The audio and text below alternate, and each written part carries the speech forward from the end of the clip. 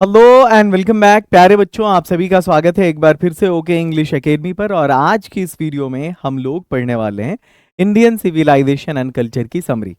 5 marks का आता है एग्जाम में, बहुत इंपॉर्टेंट है। जिन बच्चों ने मेरे फुल चैप्टर एक्सप्लेनेशन की वीडियो नहीं देखी है वो उस वीडियो को देख लें।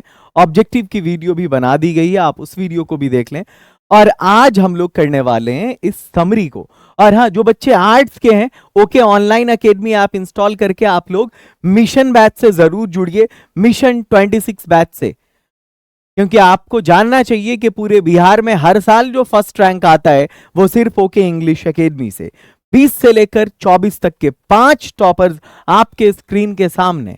और अगर आप इंग्लिश पढ़ना चाहते हैं मुझसे, जिसके साथ हिंदी उर्दू का कोर्स फ्री है, तो अभी के अभी प्ले स्टोर से ओके इंग्लिश एकेडमी ऐप को इंस्टॉल करिए और आप बिहार का number 1 course toppers course join करिए, जो आपसे पहले के सभी टॉपर्स ने ज्वाइन किया है।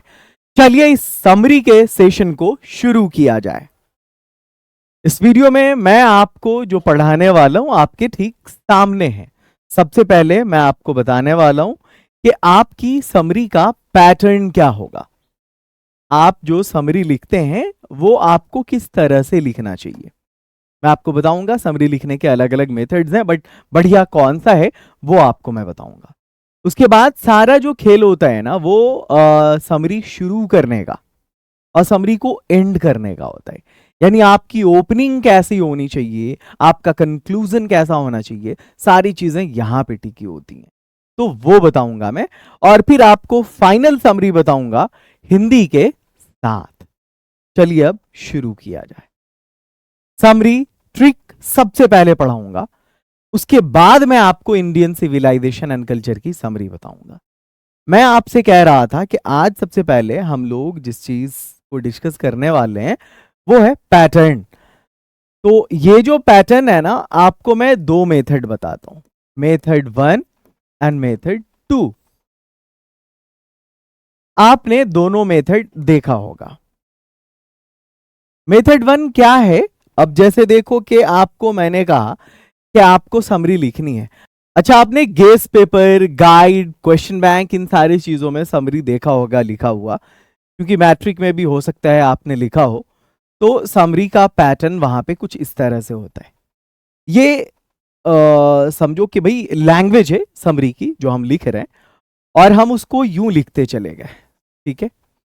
फिर हमने उसको यूं लिखा, हम लिखते जा रहे हैं, एक फ्लो में लिखते जा रहे हैं यूं, ठीक है। ये समरी लिखी जा रही है, समरी लिखी जा रही है, लिखी जा रही है, ये, और यहां पर आकर समरी एंड हो जाती है, ठीक है।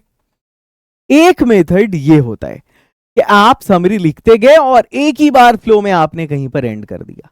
और दूसरा तरीका होता है कि आप जो बात कर रहे हैं उसमें थोड़ी उतार चढ़ाव हो।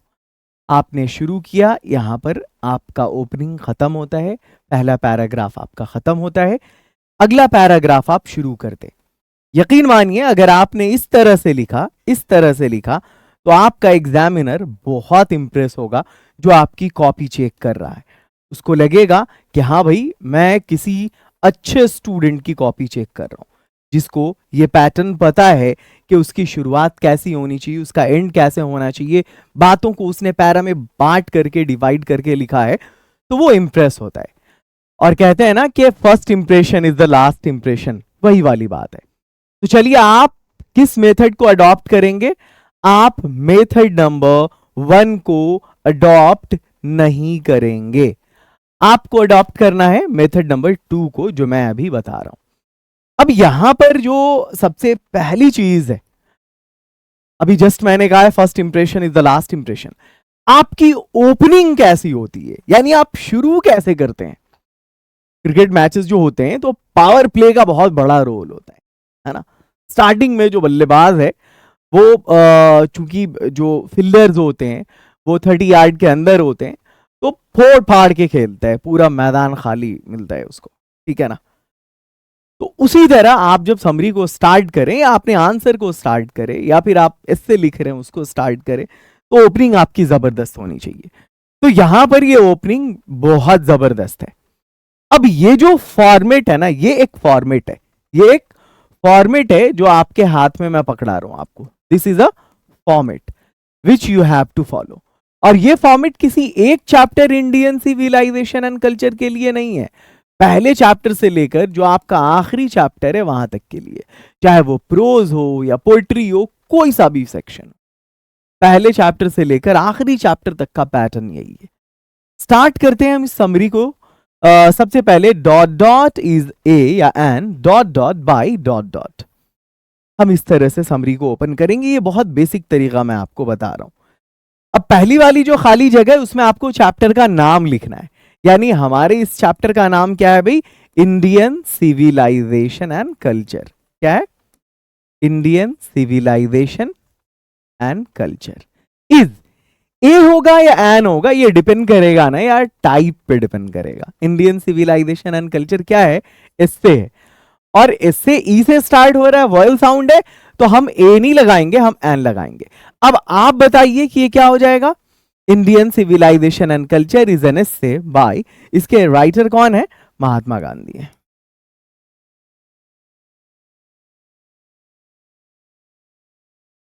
ही, शी को हम टिक नहीं करे, शी को हम काट देंगे, हम ही का यूज करेंगे। ही वॉज अ। अब चौथी जो खाली जगह इसमें वर्क आएगा, वो क्या थे, तो इसके लिए जरूरत पड़ेगी आपको इंफॉर्मेशन बॉक्स की। किसकी, इंफॉर्मेशन बॉक्स। अब ये जो इंफॉर्मेशन बॉक्स है ये मैं आपको अगले स्लाइड में दे दिया है मैंने। अब मैं आपसे वादा करता हूं कि जितने भी चैप्टर्स हैं सबका इंफॉर्मेशन बॉक्स आपको मिल जाएगा, वो समरी के साथ में ही रहेगा पीडीएफ में, तो आपको टेंशन लेने की जरूरत नहीं है इंफॉर्मेशन बॉक्स के लिए, ये हर एक समरी में होगा। वैसे ये जो समरी ट्रिक है मैं इसी में स्टार्टिंग में ही बता दे रहा हूं आपको, और बाकी जो चीजें हैं इंफॉर्मेशन बॉक्स वाली, वो जो सारे चैप्टर होगा ना जो आप के जो भी प्रोज और पोएट्री में आने वाले, उसमें हम सिर्फ समरी को एक्सप्लेन कर रहे होंगे, उसमें फिर ये पैटर्न आपको नहीं बताऊंगा मैं, लेकिन पीडीएफ में सबका इंफॉर्मेशन बॉक्स हर चैप्टर का अलग अलग आपको मिल जाएगा। चलिए, तो चैप्टर का नाम Indian civilisation and culture, type essay, writer Mahatma Gandhi, work क्या था कि वो एक महान फ्रीडम फाइटर थे, he was a great freedom fighter, a great freedom fighter. क्या है, ऑफ। अब इस खाली जगह में कंट्री का नाम, आपको मालूम है कि गांधी जी कहां के रहने वाले थे, Bharat.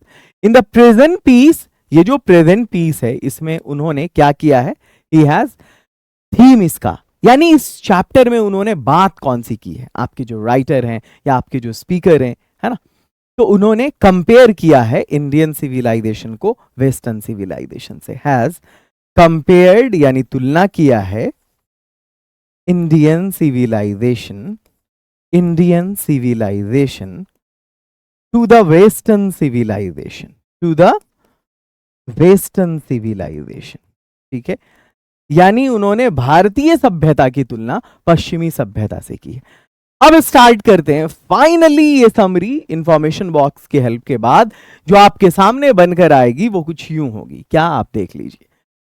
Indian civilization and culture is an essay by Mahatma Gandhi. He was a great freedom fighter of India. In the present piece, he has compared Indian civilization to the Western civilization. जो भी जरूरी information है और जो शुरू में हो सकती है वो सब यहां पर है। अगर आपने इस तरह से ओपन किया तो आपका जो एग्जामिनर है वो बहुत इंप्रेस होगा आपसे। पहला paragraph complete.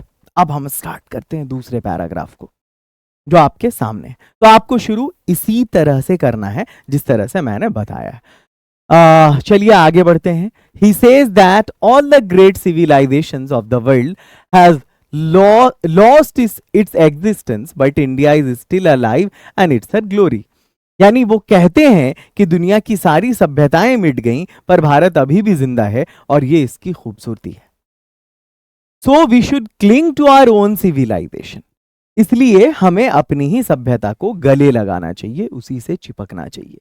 If we want to be happy, अगर हम खुश रहना चाहते हैं, we should learn to control our desire. एक बात और कि अगर हम खुश रहना चाहते हैं तो हमें सीखना चाहिए अपने ख्वाहिशों को कंट्रोल करना, नियंत्रण में रखना। ठीक है, तो हमें अपनी ख्वाहिशों पर लगाम लगाना होगा। आगे है पैराग्राफ थर्ड। क्योंकि आप पूरी बात तो नहीं लिख सकते, आपको सिर्फ इंपॉर्टेंट बातें लिखनी होंगी। तो आपने ओपन करके सारी इंफॉर्मेशन दे दिया पहले पैराग्राफ में। अब आगे जो आप बढ़ेंगे तो कोई 3-4 पैराग्राफ इंपॉर्टेंट आप उठा लीजिए। If the west has done maddening invention, अगर वेस्ट ने पागल कर देने वाले आविष्कार किए हैं, then we also have taught the world the lesson of unity, integrity, soul and religion. तो हमने भी दुनिया को पढ़ाया है। क्या पढ़ाया है? Unity, integrity, soul and religion. इस सब का पाठ हमने भी पढ़ाया है। एकता का, अखंडता का, आत्मा का, धर्म का, ये सब पाठ हमने भी दुनिया को पढ़ाया है।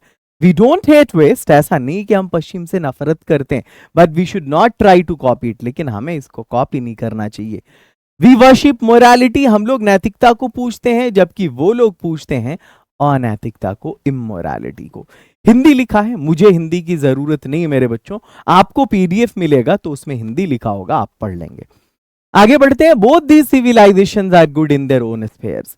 ओन स्फेयर्स का मतलब होता है अपनी अपनी जगह पर। दोनों सभ्यता सही है, बट इट्स क्लियर, लेकिन यह स्पष्ट है that the modern civilisation is the worship of materialism. ये मॉडर्न सिविलाइजेशन वस्तुओं की पूजा है। एंड आवर फोरफादर्स, और हमारे पूर्वजों ने हैव टॉट अस, हमें पढ़ाया है, to believe in our own hands and feet, कि हम अपने हाथ और पैर पर भरोसा करें। We should not forget those values, हम उन आदर्शों को ना भूलें। And we should try to revive our own civilisation, और हमें हमारी अपनी सभ्यताओं को रिवाइव करना चाहिए, मतलब उसे पुनर्जीवित करना चाहिए। अब एंड कर रहे हैं इस समरी को हम। फाइनली, अंततः, this is an awesome work of Gandhi ji. ये गांधी जी का एक बहुत शानदार काम है, वेयर जहां ही हैज ब्यूटीफुली एक्सप्लेन, जहां उन्होंने बड़ी सुंदरता से एक्सप्लेन किया है the merits of two civilisation, दो सभ्यताओं की खूबियों को, एंड एडवाइज्ड, और मशवरा दिया है इंडियन, हम भारतीयों को, to adopt our own civilisation, कि हम अपनी सभ्यताओं को अडॉप्ट करें। प्यारे बच्चों, मुझे उम्मीद है कि ये वीडियो आपको बहुत पसंद आई होगी, इसलिए जल्दी से आप सभी इस वीडियो को लाइक कर दीजिए, शेयर कर दीजिए, और एक अच्छा सा कमेंट करिए, ताकि मैं आपके लिए और भी वीडियोस लाऊं। अगर आप नए हैं तो चैनल को जरूर सब्सक्राइब कर लीजिए। और अगर आप अपनी इंग्लिश को इंप्रूव करना चाहते हैं, मतलब उस लेवल की कि आप साइंस को खुद से पढ़ के समझ सकें, आप एग्जाम के ठीक बाद, मतलब बोर्ड का एग्जाम हो जाए, आप सीयूईटी क्वालिफाई कर सकें, तो आप जुड़िए डायमंड स्पीकिंग कोर्स से, अपनी इंग्लिश को इंप्रूव करिए। इस कोर्स में इंग्लिश स्पीकिंग की 10 किताब बिल्कुल फ्री है। और आपने अगर अभी तक रेनबो राइडर नहीं खरीदा है, तो आज ही बिहार के किसी भी बुक स्टॉल पे जाइए। आपके शहर में जो बुक स्टॉल है, जो फेमस बुक स्टॉल है, बिहार की number 1 English book rainbow rider और बिहार की नंबर 1 हिंदी बुक ये तरंग जरूर खरीदिए, जरूर पढ़िए आप। अगर आपको इन किताबों को लेने में कोई दिक्कत होती है, तो आप ओके इंग्लिश एकेडमी से कांटेक्ट करिए। ओके इंग्लिश एकेडमी के ऐप पर भी अवेलेबल है। दोनों बुक अगर आप एक साथ लेंगे तो आपको डिस्काउंट भी मिलेगा। तो चलिए, मैं इस सेशन को यहीं पर एंड करता हूं। मुलाकात आपसे फिर अगली वीडियो में होती है। All the best.